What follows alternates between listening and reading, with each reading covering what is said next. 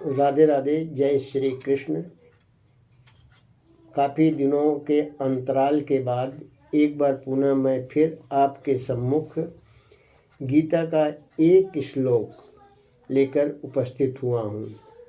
कुल 18 अध्याय और हर अध्याय में अलग अलग श्लोक की संख्या है।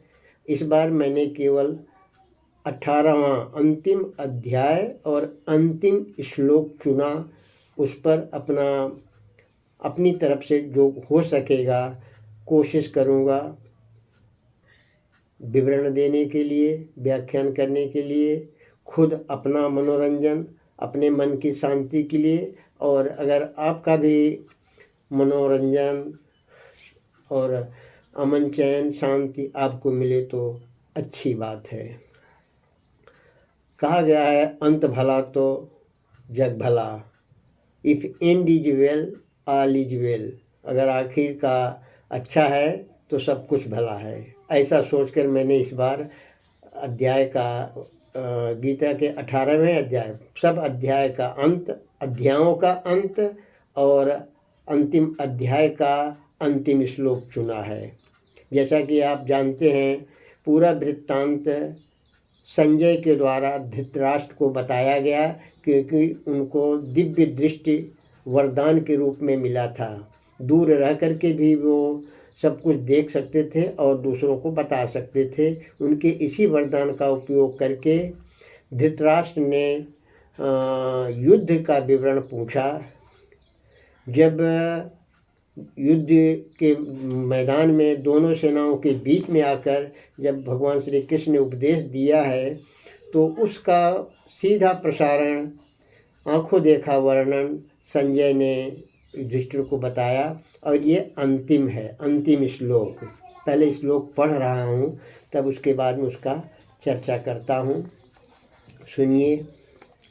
यत्र यत्र योगेश्वरः, यत्र योगेश्वरः कृष्णो, भगवान श्री कृष्ण को योगेश्वर कहा गया है। यत्र योगेश्वरो कृष्णः, यत्र योगेश्वरः कृष्णो, यत्र पार्थो धनुर्धरः। यत्र जहाँ पर, योगेश्वर योग ईश्वर भगवान श्री कृष्ण, जहाँ पर भगवान श्री कृष्ण हैं। संजय जी युधिष्ठिर को, धृतराष्ट्र को बता रहे हैं कि जहाँ पर भगवान श्री कृष्ण योगेश्वर स्वरूप हैं, और यत्र पार्थो धनुर्धरः, और जहाँ पर गांडीवधारी विश्व प्रसिद्ध धनुर्धर अर्जुन हैं, पार्थ हैं, तत्र श्रीर विजयो, वहीं पर विजय है। भूतिर्धुवा, विभूति है, वहीं पर विजय है, वहीं पर विभूति है।